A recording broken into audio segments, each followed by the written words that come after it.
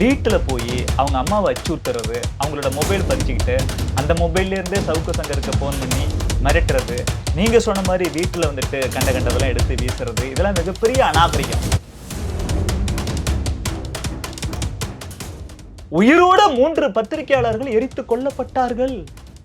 மாற்று கருத்து வச்சாங்கிற ஒரே காரணத்துக்காக, உங்களுக்கு ஓப்பாக ஒரு கருத்து இல்லைங்கிற ஒரே காரணத்துக்காக கொளுத்தி விடுவீங்களா? அவரும் சாராய அமைச்சர் தான். இல்லை அது பிடிக்கல அப்படின்னா புழல் அமைச்சர்னு வச்சுக்கோங்க. 1 வருஷத்துக்கு மேலே அவர் வந்துட்டு புழல்ல இருந்திருக்காரு, நல்லா தெரியும். இல்லை லஞ்சம் ஊழல் செய்த அமைச்சர்னு வச்சுக்கோங்க. சேகர் பாபு எப்படிப்பட்ட ஆசாமி அப்படிங்கிறத எதிர்கட்சி சொல்ல வேண்டாங்க, அவங்க பொண்ணு சொல்லியிருக்கிறாங்க. ரவுடி இல்லையா மிஸ்டர் சேகர் பாபு, நீங்க செஞ்ச இந்த செயலுக்கு பேரு ரவுடி செய்யலாம வேற என்ன? இப்படிப்பட்ட ஒரு ஆசாமிய ரவுடின்னு சொல்லாம வேற என்ன சொல்லுவோம்? எங்க தலைவர் சாதாரண ஆள் இல்ல, ஹி வாஸ் இன் ஐபிஎஸ். நல்லா புரிஞ்சுக்கங்க, அவருக்கு எல்லா டீட்டெயிலும் தெரியும், எப்படி எடுக்கணும்னு தெரியும். வாயை கொடுத்துட்டு தேவையில்லாம வாங்கி கட்டிக்காது. காந்தின்னு பேர் வச்சுக்கிட்டு ஒருத்தர் இருக்கிறார், அவர் கள்ளச்சாராயம் காய்ச்சினார் சொல்லி எங்க தலைவர் அண்ணாமலை அவர்கள் வெளிப்படையால சொல்றாரு. நீங்க ரொம்ப உண்மையான காந்தி அப்படின்னா நீங்க போயிட்டு கேஸ் போடுங்க சார், டிஃபமேஷன் கேஸ் போடுங்க சார், மானநஷ்ட வழக்கு போடுங்க. திமுக அமைச்சர்களோட பின்புலம் தோண்டி எடுக்க எடுக்க எடுக்க அவ்வளவு அருவருக்கத்தக்கதாக இருக்கும். அருவருக்கத்தக்க ஆசாமிகளை எல்லாம் வச்சுக்கிட்டு தான் ஆட்சி நடத்துற ஸ்டாலின். ஏன்னா ஸ்டாலினுக்கு மூளை கிடையாது. ஜனநாயக விரோதமா நடந்துகிட்டு இருக்காரு மு.க. ஸ்டாலின். இதுக்கு முற்றுப்புள்ளி வைக்கப்படும். 2026 பாருங்க, திமுக படுதோல்வி அடையுங்கிறதுல மாற்று கருத்து இல்ல. ஒரு தொகுதியில கூட டெபாசிட் வாங்க அந்த மாதிரி ஆகுதல் என்ன பாருங்க. ஏன்னா மக்கள் கொதிச்சு போயிருக்கிறாங்க.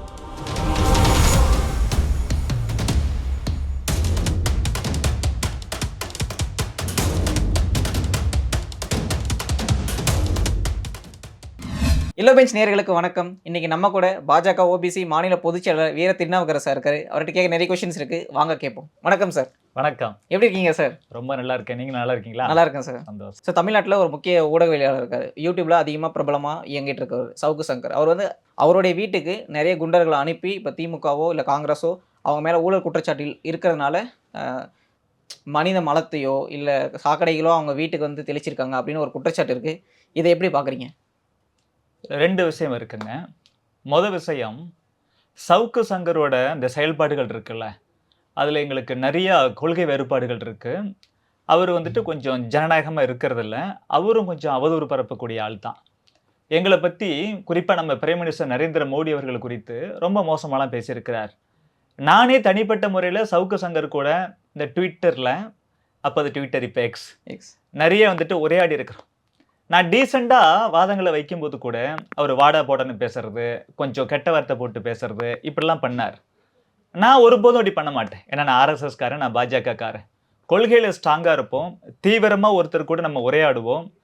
இந்த டிபேட் அண்ட் டிஸ்கஷன் இருக்கலாம், ஆனால் வார்த்தைகளில் கவனமாக இருக்கணும், அநாகரிகமாக பேசக்கூடாதுங்கிறது நாங்கள் வளர்க்கப்பட்ட விதம். ஆரோக்கியமான உரையாடல் இருக்கும். நிச்சயமா அப்படிதான் இருக்கணும். எல்லாத்துலேயும் ஆரோக்கியம் இருக்கணும். குறிப்பாக பொது வெளியில் பேசும்போது அது இன்னும் கொஞ்சம் அதிகமாக இருக்கணும் விரும்புகிறோம். மக்கள் நிறைய பேர் பார்க்குறாங்க. நிச்சயமா மக்கள் பார்க்காட்டியும் கூடங்க, ஒரு 2 இண்டிவிஜுவல் கூட பேசும்போது கூட அவங்க 2 பேரும் கொஞ்சம் நாகரிகமாக தான் இருக்கணும். அதுதானே சிவிலைசேஷன். நாகரிகங்கிறது அப்படி தானே இருக்கணும். ஆனால் அவர் அப்படி இருக்கிறதில்ல.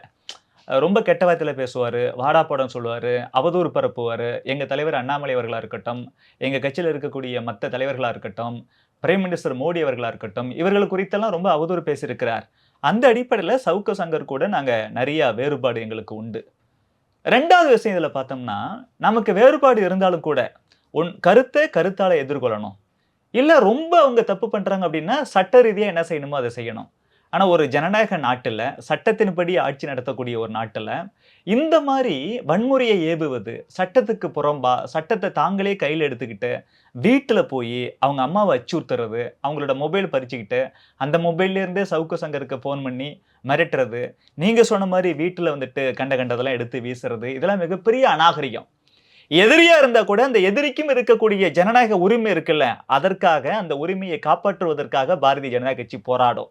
ஏன்னா நாங்கள் மிகப்பெரிய ஜனநாயக இயக்கம், உலகத்திலேயே இன்னைக்கு நம்பர் 1 பொலிட்டிக்கல் பார்ட்டினா அது பிஜேபி. இந்தியாவில் மட்டும் இல்லைங்க, உலகத்திலே இந்தியாவிலேயே தெரியும். கிட்டத்தட்ட 2700 அரசியல் கட்சிகள் இருக்கின்றன. உலகம் முழுவதும் எத்தனையோ அரசியல் கட்சிகள் இருக்கின்றன.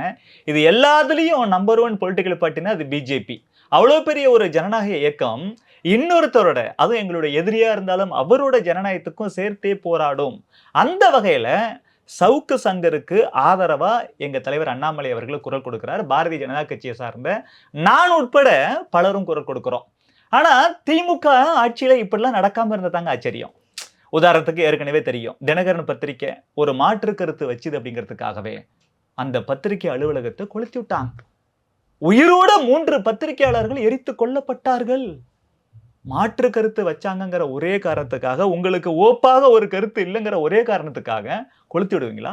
இன்னைக்கு சீனியர் பொலிட்டீசியன் பல கருப்பையா ஐயா இருக்கிறாங்க. அவர் கூட எங்களுக்கு 1008 கருத்து வேறுபாடு உண்டு. அவர் வந்துட்டு இந்த இந்திய ஒற்றுமையில பெருசா நம்பிக்கை இல்லாத ஆள். எங்களுக்கு அது பிடிக்காது. நாங்கெல்லாம் தேசியவாதிகள். காஷ்மீர்ல இருந்து கன்னியாகுமரி வரை இது ஒரே நாடு, நாம் எல்லாம் ஒரு தாய் மக்கள், பாரத தாயின் பிள்ளைகள் நினைக்கிறோம். நாங்க அப்படித்தான் வளர்க்கிறோம், நாங்க பிரிவினை வளர்க்க மாட்டோம். அதே போல இந்த நாட்டுல எப்படி இஸ்லாம்னு ஒரு மதம் இருக்குதோ, கிறிஸ்தவன்னு சொல்லி ஒரு மதம் இருக்குதோ, இந்துங்கிற ஒரு மதம் நாடு முழுவதும் இன்னைக்கு கோடிக்கணக்கான மக்கள் தங்களை இந்துக்களாக உணர்கிறார்கள். ஆனா இவர் என்ன சொல்லுவாரு, அதுலயும் பிரிவினை உண்டு பண்ணுவார். நான் சைவம், நான் வைணவம், நான் இந்து இல்லை அப்படிம்பார்.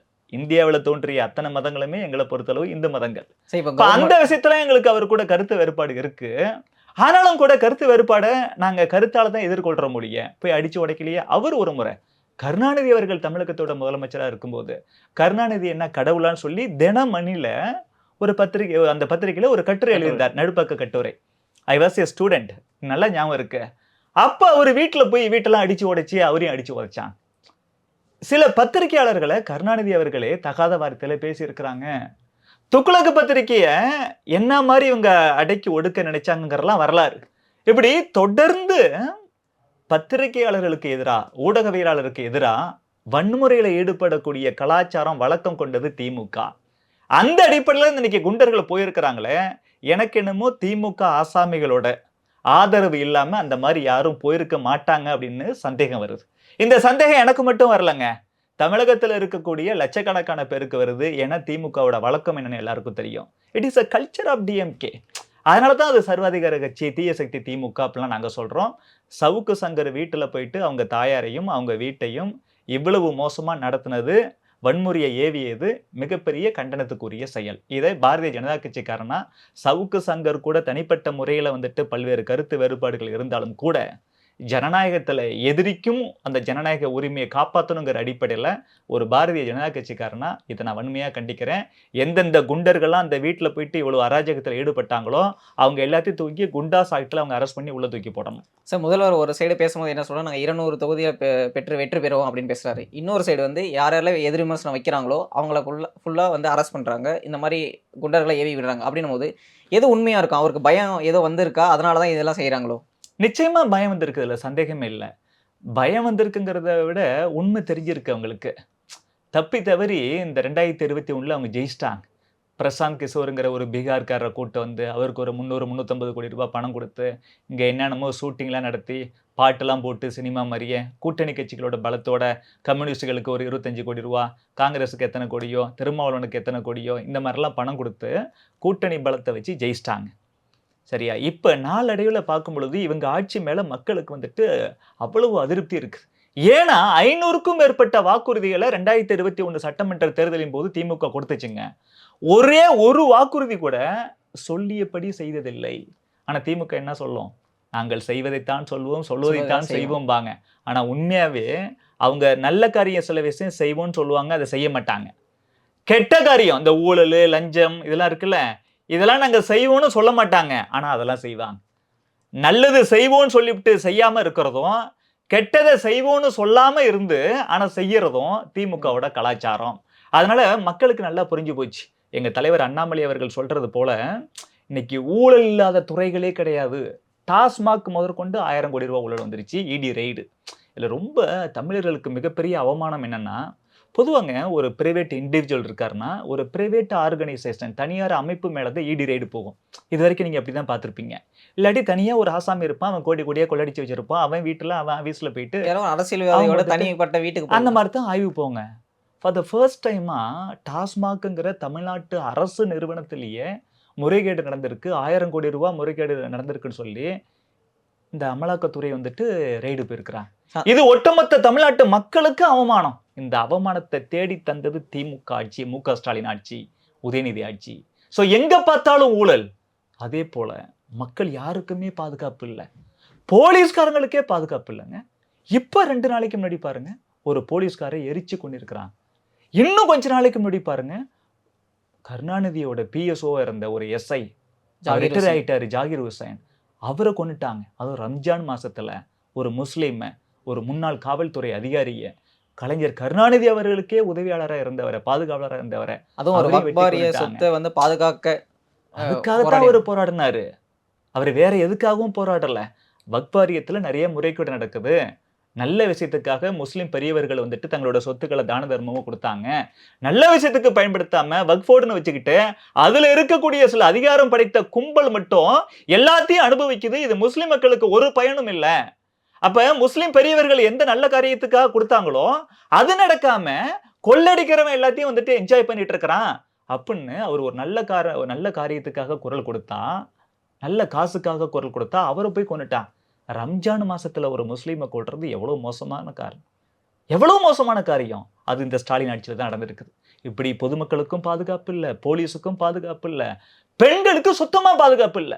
எங்க தலைவர் அண்ணாமலை அவர்கள் சொல்லியிருக்கிறார், பாலியல் இந்த தொந்தரவு நடக்காத நகரங்களே இல்ல தமிழ்நாட்டுல. ஒட்டுமொத்த தமிழ்நாட்டு நகரங்களும் இந்த திமுக ஆட்சியில நரகமா மாறி கிடக்கு பெண்களுக்கு. இப்ப எங்க பார்த்தாலும் ஊழல், எங்க பார்த்தாலும் படுகொலைகள், சட்டம் ஒழுங்கு சீர்கேடு, எங்க பார்த்தாலும் வந்துட்டு இந்த பாலியல் தொந்தரவு பெண்களுக்கு இவ்வளவு மோசமா கிடக்கு.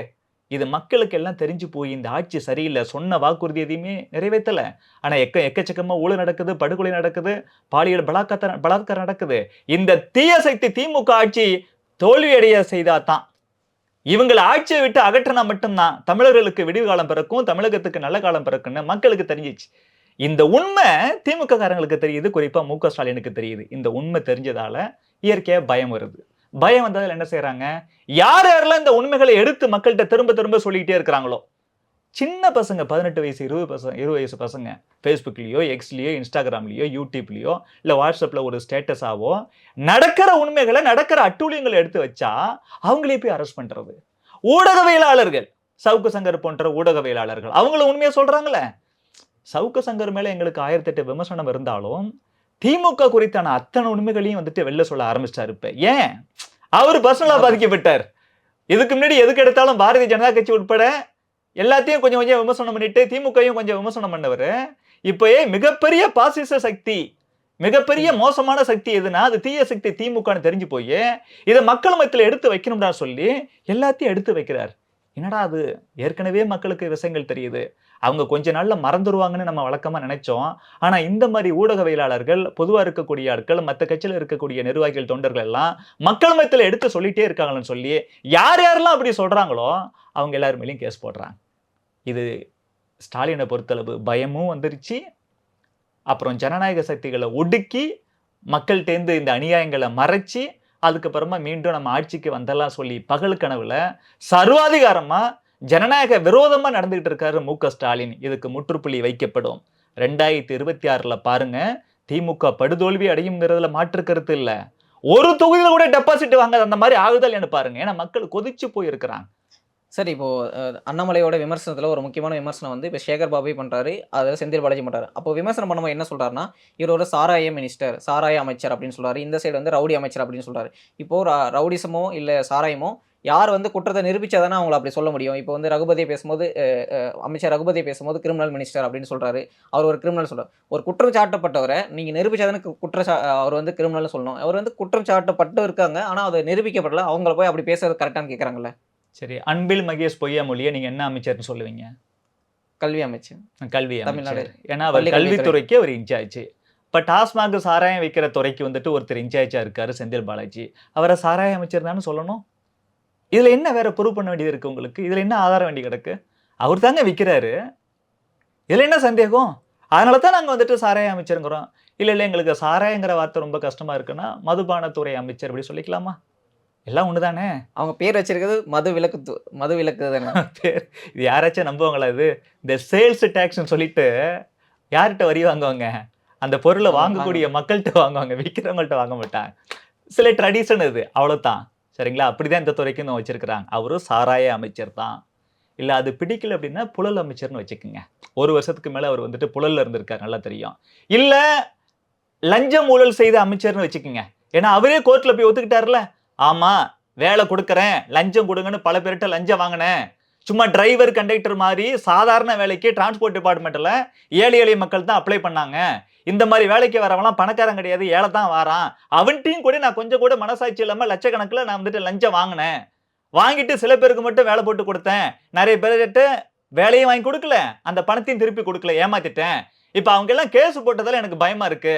நீங்க என்ன கோர்ட்டுக்கு கூப்பிடுறீங்க, நான் லஞ்சம் வாங்கினது உண்மைதான், திருப்பி கொடுத்துட்றேன் அப்படி சொல்லிட்டு வெளில வந்து மறுபடியும் இடி ரைடு வந்துட்டு உள்ள போய் கிடந்தாருல, அந்த அடிப்படையில் நீங்க லஞ்ச ஊழல் அமைச்சர் சொன்னா ஒத்துப்பாரா? அப்ப செந்தில் பாலாஜி விஷயம் கிளியரா உங்களுக்கு? அவரை சாராய அமைச்சர்னு சொல்றது சரிதானே? இல்லைன்னா நாங்க அடுத்த ஸ்டெப்புக்கு போவோம். சரி, இவர் சேகர் பாபுக்கு வரட்டும். சேகர் பாபு ரொம்ப உத்தமரா இல்ல அவர் புத்தரான கேட்கிறேன். சேகர் பாபு எப்படிப்பட்ட ஆசாமி அப்படிங்கறத எதிர்கட்சி சொல்ல வேண்டாங்க, அவங்க பொண்ணு சொல்லியிருக்கிறாங்க. நாங்க இந்தியாவுல பல மாநிலங்கள் சுத்தி சுத்தி தெரிஞ்சோம், எங்க பார்த்தாலும் எங்க அப்பாவோட ஆட்களை எங்களை துரத்திக்கிட்டே வந்தாங்க. என்ன பாவம் பண்ணிச்சு அந்த பொண்ணு? மனசுக்கு பிடிச்ச ஒரு பையனை கல்யாணம் பண்ணிட்டு அவங்க கூட வாழ விரும்பினுச்சு. 18 வயசு ஆயிடுச்சுன்னா ஒரு இளைஞனுக்கோ ஒரு பெண்ணுக்கோ இளம் பெண்ணுக்கோ அந்த உரிமை இருக்கா இல்லையா? இருக்கு. சட்டம் அந்த உரிமை கொடுக்குதுல்ல? அது அடுக்க நீங்க யாருங்க சார்? உங்க பொண்ணுகிட்ட நீங்க சொல்லலாம், ஒரு அப்பாங்கிற அடிப்படையில ஒரு பேரண்ட்ங்கிற அடிப்படையில இதை செய்யக்கூடாதுன்னு நீங்க ஆலோசனை வழங்கலாம். அதே மாதிரி அந்த பொண்ணு முடிவு எடுக்குதுன்னா 18 வயசு ஆயிடுச்சு, அவங்க எடுக்கிற முடிவு சட்டப்படி செல்லும். நீங்க சட்டவிரோதமா என்ன செய்யறீங்க? அவங்க எங்க போனாலும் அந்த பொண்ணையும் மாப்பிள்ளையும் துரத்தி துரத்தி அந்த பையன் எவ்வளவு இன்டர்வியூ கொடுத்தான், அந்த பொண்ணு எவ்வளவு இன்டர்வியூ கொடுத்துச்சு. இது ரவுடிசம் இல்லையா? வடசனையில ஒரு நிகழ்ச்சி நடக்குது. அந்த நிகழ்ச்சியில வந்துட்டு சேகர் பாபு போறாரு. பாரதிய ஜனதா கட்சியின் இளைஞரணி நிர்வாகி கொஞ்சம் பேர் வந்துட்டு ஒன்று சேர்ந்து அவருக்கு எதிராக ஒரு கோஷம் போடுறாங்க. அதுவும் நாங்க எதிரானா அவரை திட்டி கூட பேசல, எங்க பலத்தை காமிக்க எங்க இளைஞர்கள்லாம் சேர்ந்து பாரத் மாதா கி ஜெயின்னு சொன்னாங்க. இவங்க தேச விரோதிகள் இல்லையா? இவர் கிட்ட போய் இவரு என்னங்கடா அப்படின்னு மிரட்டரா இருந்த ஆசாமி ரவுடி இல்லையா? மிஸ்டர் சேகர் பாபு, நீங்க செஞ்ச இந்த செயலுக்கு பேரு ரவுடி செய்யலாம வேற என்ன? இப்படிப்பட்ட ஒரு ஆசாமிய ரவுடின்னு சொல்லாம வேற என்ன சொல்லுவோம்? எங்க தலைவர்கிட்ட தயவு செய்து யாரும் ஆதாரம் கேட்காதீங்க. ஒரு வாட்சிக்கு ஆதாரம் கேட்டாரு இந்த செந்தில் பாலாஜி. என்னாச்சு என்ன ஆச்சுன்னு எல்லாருக்கும் தெரியும். சேகர் பாபு சம்பந்தப்பட்ட அத்தனை விஷயத்தையும் அடுத்த நொடியில் எங்க தலைவர் விடுவார். எங்க தலைவர் சாதாரண ஆள் இல்ல, ஹி வாஸ் இன் ஐபிஎஸ், நல்லா புரிஞ்சுக்குங்க. அவருக்கு எல்லா டீட்டெயிலும் தெரியும், எப்படி எடுக்கணும்னு தெரியும். வாயை கொடுத்துட்டு தேவையில்லாம வாங்கி கட்டிக்காதீங்க. ஸோ சேகர் பாபு எப்படிப்பட்ட ஆளுங்கிற ஒரு ப்ரூவ் ஆயிடுச்சு. ஆதாரப்பூர்வமா நீங்க வந்துட்டு நிரூபிக்கணும்னு ஆசைப்பட்டீங்கன்னா அண்ணன் சேகர் பாபு அவர்களே ஒரு முறை சொல்லிட்டோம், நான் எந்தெந்த ரவுடிசத்தெல்லாம் ஈடுபட்டேன் அப்படிங்கறதெல்லாம் நீங்க சொல்லுங்கன்னு அவர் சொல்லிட்டாருன்னா அடுத்த 1 மணி நேரத்தில் எங்க தலைவரை வண்டவாளத்தை தண்டவாளத்தில் ஏற்றிடுவார். ஏன்னா எங்க தலைவருக்கு எல்லாம் தெரியும். ஸோ ரவுடிசம் தான் அவர் பண்ணது அப்படிங்கிறது தமிழக மக்களுக்கு, குறிப்பாக சென்னை வாழ் மக்களுக்கு நல்லாவே தெரியும். ரகுபதி எப்படிப்பட்ட ஆசாமி? இன்னைக்கு ஒரு நியூஸ் வந்திருக்குங்க. ஒரு சென்னையில வந்துட்டு ஒரு மெடிக்கல் காலேஜ் நடக்குது. அந்த மெடிக்கல் காலேஜ் திமுக அமைச்சர் ரகுபதியோட மெடிக்கல் காலேஜ் என்று சொல்லப்படுகிறது.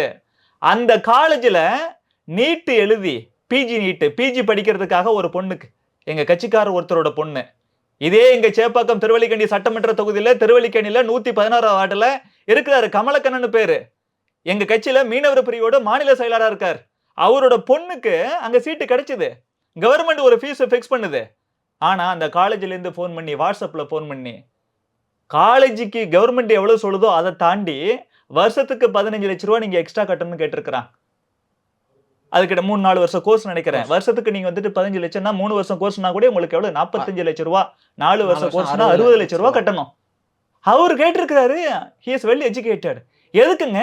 கவர்மெண்ட் தான் வந்துட்டு ஒரு ஃபீஸ் ஃபிக்ஸ் பண்ணியிருக்கேன், அது மட்டும் தானே அப்படின்னு கேட்கும்போது, இல்லைன்னா எங்க காலேஜில் சேர்த்துக்க முடியாது. நீங்க நாங்க கேட்கிற எக்ஸ்ட்ரா காசை கொடுக்காம கவர்மெண்ட் ஃபிக்ஸ் பண்ண ஃபீஸை மட்டும் பே பண்ணீங்கன்னா உங்களை உள்ள படிக்கவும் விட மாட்டோம். அப்புறம் கவர்மெண்ட் ஃபிக்ஸ் பண்ண ஃபீஸ் மட்டும் பே பண்ணிருப்பீங்களே, அதை கூட நீங்க விரும்பி வெளில போனா கூட ரிட்டர்ன் பண்ண மாட்டோம்னு மிரட்டி இருக்கிறாங்க. நடந்திருக்குது. அதனால அவர் ஹெல்த் செக்ரட்டரிக்கே ரிப்போர்ட் பண்ணியிருக்கார். அதுவும் வந்துட்டு ரகுபதி சம்பந்தப்பட்ட காலேஜ் என்று சொல்லப்படுகிறது. எனக்கு முழுசா உண்மை தெரியல. தயவு செய்து போலீஸ் இன்னொரு 6 மாசம் 7 மாசம் இந்த வருஷம் முடிஞ்சு போச்சுன்னா அவ்வளவுதான் வந்துட்டு திமுக ஆட்சி. அதனால நீங்க நியாயமா நடங்க. பாரதிய ஜனதா கட்சியை சார்ந்த கமலக்கண்ணன் ஒரு குற்றச்சாட்டு வைக்கிறாரு அதை வீர திருநாவுக்கரசுங்கிற ஒரு பாஜக நிர்வாகி வெளிப்படுத்துறாரு அப்படிங்கிறதுக்காகவே நீங்க எதுக்காக செயல்பட வேண்டாம். நாங்க சொல்றது அப்படியே நம்ப வேண்டாம். நீங்க போய் உண்மைத்தன்மை என்னன்னு ஆராயுங்க. ஆராய்ஞ்சிட்டு அவங்க செஞ்சதுக்கு நாங்க ப்ரூஃப் கொடுக்குறோம், அவங்க எக்ஸ்ட்ரா லஞ்சம் கேட்டதுக்கு ப்ரூஃப் கொடுக்குறோம், அவங்க மேல நடவடிக்கை எடுங்க. அப்ப ரகுபதி யாருன்னு தெரியுதா? காந்தின்னு பேர் வச்சுக்கிட்டு ஒருத்தர் இருக்கிறார், அவர் கள்ளச்சாராயம் காய்ச்சினார் சொல்லி எங்க தலைவர் அண்ணாமலை அவர்கள் வெளிப்படையால சொல்றாரு. நீங்க ரொம்ப உண்மையான காந்தி அப்படின்னா நீங்க போயிட்டு கேஸ் போடுங்க சார், டிஃபமேஷன் கேஸ் போடுங்க சார், மானநஷ்ட வழக்கு போடுங்க. ஏன் போடல? உங்களுக்கு பயம். ஏன்னா ஆரம்பத்துல அது செஞ்சது உண்மை. அதனால திமுக அமைச்சர்களை பொறுத்தளவு இந்த மாதிரி வரலாறு இல்லைன்னா தான் ஆச்சரியம். அதுல யாராச்சும் ரொம்ப நல்லவர் அப்படின்னா என்ன வழி தவறி போயிட்டானா ஒரு மனுஷன் அப்படின்னு தோணும். திமுக அமைச்சர்களோட பின்புலம் தோண்டி எடுக்க எடுக்க எடுக்க அவ்வளவு அருவருக்கத்தக்கதாக இருக்கும். அருவருக்கத்தக்க ஆசாமிகளை எல்லாம் வச்சுக்கிட்டு தான் ஆட்சி நடத்துறார் ஸ்டாலின். ஏன்னா ஸ்டாலினுக்கு மூளை கிடையாது, விவரம் தெரியாது. கருணாநிதி அவர்கள் கூட கொள்கை அளவுல நமக்கு 1008 கருத்து வேறுபாடு இருந்தாலும் கூட விவரமான மனுஷன். ஏன்னா ஒரு சுயம்பு. இவங்கெல்லாம் அப்படி இல்லைல்ல. இவங்கெல்லாம் லகான் கோழி. அப்படியே அப்படியே ஊட்டச்சத்து போட்டு போட்டு வளர்த்துருப்பான். இவங்களுக்கு ஃபைட் பண்ண தெரியாது, அந்த திறமை இருக்காது. இவர் மோசமான ஆசாமிகள்லாம் வச்சு ஆட்சி நடத்துறாரு. அதனால தான் ஆட்சி மோசமா இருக்கு. தமிழர் விரோதமா, தமிழ்நாட்டு விரோதமா இருக்கு. சூழ்ச்சி அரசியல் செஞ்சு நாடக அரசியல் பண்ணி மறுபடியும் ஜெயிச்சலாம் நினைக்காங்க. அதற்கான வாய்ப்பே கிடையாது. ஏன்னா தலைவர் அண்ணாமலை அவர்கள் உள்ளிட்ட பாரதிய ஜனதா கட்சியின் தலைவர்கள், நிர்வாகிகள், தொண்டர்கள் ஒவ்வொருத்தருமே வெளிப்படையா எல்லாத்தையும் எடுத்துரைக்கிறாங்க. மக்களுக்கு உண்மை புரியுது. மும்மொழி விஷயத்திலையும் இவங்க பண்ண அவதூறு பிரச்சாரம் வந்துட்டு அடிபட்டு போச்சு. தொகுதி மறுவரையறையிலையும் பார்த்தோம்னா இவங்க செய்யக்கூடிய இந்த அவதூறு பொய் பிரச்சாரம் அடிபட்டு போகிறது. இவங்க செய்யற அத்தனை அநியாயங்களையும் மக்கள் மத்தியில நாங்க ஆணித்தரமாக எடுத்து சொல்லிட்டே இருப்போம். தீய சக்தி திமுக கண்டிப்பா 2026ல மிகப்பெரிய படுதோல்வியை அடையும். ஸோ உங்க நேரத்தை ஒதுக்கி நிறைய கருத்துக்களை தெரிவித்தமைக்கு ரொம்ப ரொம்ப நன்றி சார். நன்றி.